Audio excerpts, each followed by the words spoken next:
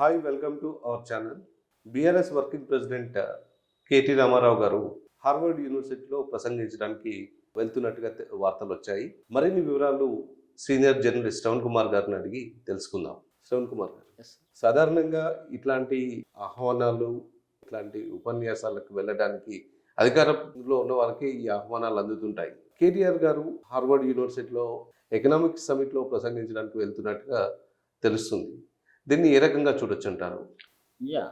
వాస్తవానికి ఇట్లాంటి ఎకనామికల్గా కానీ లేదా ఇట్లా టెక్నాలజీ పరంగా ఎలాంటి సమ్మిట్లు సెమినార్స్ జరుగుతున్నప్పుడు ఆయా యూనివర్సిటీలు కానీ ఆయా స్వచ్ఛంద సంస్థలు నిష్ణాతులైన వాడిని పిలుస్తూ ఉంటారు, అధికారిక ప్రతినిధులను పిలుస్తూ ఉంటారు.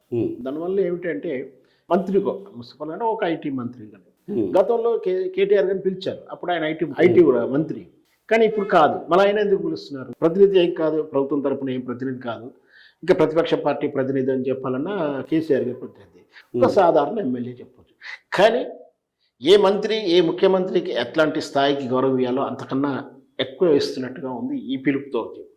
ఇక్కడ వాస్తవానికి నిష్ణాతుని నిపుణులను పిలుస్తారు కాబట్టి ఇక్కడ ఏ పదవి లేకున్నా ఆ సెక్టర్లో అతను నిష్ణుడని చెప్పి గుర్తించి హార్వర్డ్ యూనివర్సిటీ వాళ్ళు పిలుస్తున్నారు. మనకు తెలుసు, గతంలో ఐటీ మంత్రిగా తాను చేసిన ప్రగతి ఏంటి, ఆ సాధన ఏంటో అందరికి తెలుసు. మనం చూస్తే టీ హబ్ పేరు మీద క్రియేట్ అయినటువంటి క్రేజీ, దానివల్ల వచ్చిన ఫలితాలు, అత్యధికంగా ఈ దేశంలో పెట్టుబడులు వచ్చిన రాష్ట్రం ఏదైనా ఉందంటే, ఉద్యోగ కల్పన జరిగిన రాష్ట్రం ఏదైనా ఉందంటే, అత్యధికంగా టెక్నాలజీని అడాప్ట్ చేసుకున్నటువంటి రాష్ట్రం ఏదైనా ఉందంటే ఈ దేశం మొత్తం మీద కేవలం తెలంగాణ. అది ఎందువల్ల జరిగింది అంటే ఒక విజనరీ నాయకుడు, సిద్ధాంతపరంగా తండ్రి కేసీఆర్ గారు ఎంత విజనరో, టెక్నాలజీ ప్రకంగా ఇంప్లిమెంటేషన్ చేయడంలో కానీ, ప్రగతిని సాధించడంలో కానీ, సింప్లిఫై చేయడంలో కానీ, ఏ విధంగా దాన్ని సింప్లిఫై చేసి టెక్నికల్గా అప్డేట్ చేసుకోవడంతో విషయంలో రేపు భవిష్యత్తు ఇంకేది ఉంది, టెక్నాలజీ రాబోతున్నటువంటి విధానాలు ఏంటి, ఏ కంపెనీకి భవిష్యత్తు ఉంది, ఏ కంపెనీలో ఏ ప్రోగ్రామ్ వాళ్ళు రేపు ట్రెండ్ సృష్టించగలుగుతారు, ఒక కంపెనీ ఏ దేశంలో అయినా పెట్టుబడి పెట్టాల్సి వస్తున్నప్పుడు ఎక్కడ పెడతానికి ఏం ఆలోచిస్తుంది, అవి మనం ఎందుకు సంకల్పించలేము, ఇక్కడ ఎందుకు కల్పించలేము అంటూ ఆలోచించి వాటికి వాళ్ళ ఆలోచనకు అనుగుణంగా టీఎఫ్ సూత్రాలు చేయడం కానీ, ఐటీ రంగాన్ని విస్తరించడం కానీ, ఐటీకి ప్రాధాన్యత ఇవ్వడం కానీ, వచ్చినటువంటి పెట్టుబడి పెడతానికి వచ్చేటువంటి వ్యక్తులని వాళ్ళని కన్విన్స్ చేయడం. ముఖ్యంగా ఇక్కడ ఏంటంటే, ఇక్కడ ఇతర దేశం నుంచి వస్తున్నప్పుడు మన దేశం కన్నా వాళ్ళు కొంచెం ఇంగ్లీష్ నాలెడ్జ్ ప్రకారం చూసినా, టెక్నికల్ ప్రకారం చూసినా కూడా వాళ్ళు ముందే ఉంటారు. ఇది సహజం, అదేమీ వాళ్ళ గొప్పతనం కాదు. కాకపోతే మన అక్కడ ప్రాంతీయ భాష తత్వం వల్ల కానీ, లేకపోతే రకరకాల కారణాలతోటి టెక్నాలజీ కొంచెం సెకండ్ స్టెప్లో ఉంటుంది. మనం అంతరిక్షంలోకి రాకెట్లు పంపించాం, ఆ రకంగా మనం ముందున్నాం. బట్ ఈ సాఫ్ట్వేర్ రంగంలో కొన్నిటి విషయంలో మనం ఒక రవ్వ ఉంటుంది, కంపెనీలు అక్కడే ఉన్నాయి, యుఎస్లో ఉంటాయి, అమెరికా, లండన్, బెల్జియం లాంటి దేశాలు, ఇట్లా రకరకాల ఆస్ట్రేలియా, ఇట్లా రకరకాల దేశాల్లో ఈ కొత్త కొత్త ఐటీ కంపెనీలు కానీ, ఇంటర్నేషనల్ కంపెనీస్ కానీ ఉన్నాయి. వాళ్ళు సెకండ్ బ్రాంచ్ గానో లేకపోతే వాళ్ళకు బ్యాకప్ కంపెనీగా ఇక్కడ పెట్టుకోవాలని చూస్తున్నప్పుడు, మన రాష్ట్రానికి ప్రాధాన్యత ఇస్తున్నప్పుడు, మన రాష్ట్రం ఏం చేయబోతుంది, వాళ్ళు ఇక్కడికి వస్తే ఏం బెనిఫిట్ ఉంటుంది, ఇక్కడ కాకుండా ప్రత్యామ్నాయం ఎక్కడికి పోతే ఏం నష్టం ఉంటుంది, ఇక్కడికి వస్తే ఏం లాభం ఉంటుంది, ఇవన్నీ వాళ్ళకు భరోసా ఇవ్వడానికి సబ్జెక్టుల నాలెడ్జ్తో పాటు ఇంగ్లీష్ కమ్యూనికేషన్ కూడా ఇంపార్టెంట్. దురదృష్టవశాత్తు మన రాజకీయాల్లో విద్యార్హతలు లేకుండా ముఖ్యమంత్రి కావచ్చు, పార్టీ నాయకుడు కాకుండా ముఖ్యమంత్రి కావచ్చు, వేరే పార్టీ అయినా కావచ్చు ముఖ్యమంత్రి కావచ్చు, అలా అడ్డదిట్టంగా వచ్చేటువంటి ముఖ్యమంత్రులు ముఖ్యమంత్రి పదవిని కానీ విధానాన్ని మేస్త్రులతోటో, గుంపు మేస్త్రులతోటో, హమాలీలతో పోల్చే వాళ్ళు ఉన్నారు. దురదృష్టం అది. మరి హోదాని హమాలీ పోస్టుతో పోల్చుకోవడం అనేది నిజంగా దురదృష్టకరం.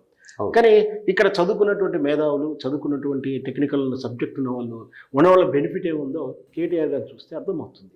సో వాళ్ళకు ఆ భరోసా ఇచ్చి ఎక్స్ప్లెయిన్ చేయడం కానీ, వాళ్లకు రాబోయేటువంటి ఫలితాలు ఎలా ఉంటాయని మల్టిప్లై చేయడం, చూపించడం కానీ, ఎవ్రీథింగ్ ప్రాజెక్ట్ ఎక్స్ప్లెయిన్ చేయడంలో కానీ, ప్రాజెక్ట్ పట్ల భరోసా ఇవ్వడంలో కానీ కేటీఆర్ గారు చేసింది అసామాన్యమైనది. అందువల్లనే ఎన్నో కోట్ల రూపాయల పెట్టుబడులు వచ్చినాయి. ఎంతో పెద్ద పేరు వచ్చినటువంటి గూగుల్, యాపిల్ కంపెనీలు, ఎన్నో కంపెనీలు ఇక్కడ పెట్టుబడులు పెట్టాయి.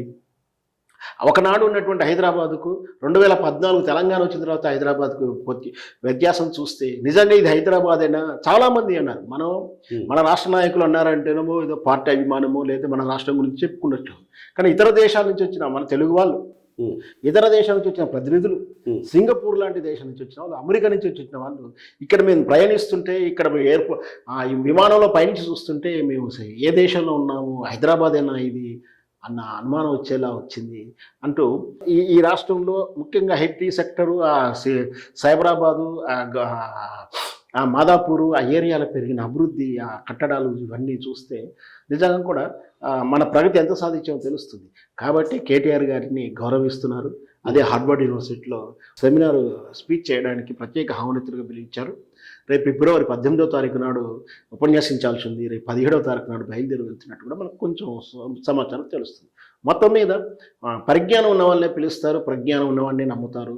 అందువల్లనే అతనికి వచ్చింది. హోదాను చూసి వస్తే ఎవరికి వచ్చేది కాదు, అది కేవలం పర్సనల్ క్రెడిబిలిటీ వల్లనే వచ్చిన ఆహ్వానంగా చూడాలి. ఎస్ మీరు అన్నట్టుగానే విషయాల పట్ల అవగాహన, తర్వాత వ్యక్తీకరించడం, పూర్తిగా తమదైన భాషలో వ్యక్తీకరించడం, ఇట్లాంటి వాళ్ళకి పర్టికులర్గా ఈ ఆహ్వానం అందుతుంది. ఎక్స్ప్లెయిన్ చేయడం కాదు, ఎదుటి వాళ్ళకి నమ్మకం కూడా కలిగించగలరు. అది సక్సెస్ అయ్యింది కాబట్టి ఈ ఆహ్వానం వచ్చింది. ధన్యవాదాలు శ్రవణ్ కుమార్ గారు. Thank you.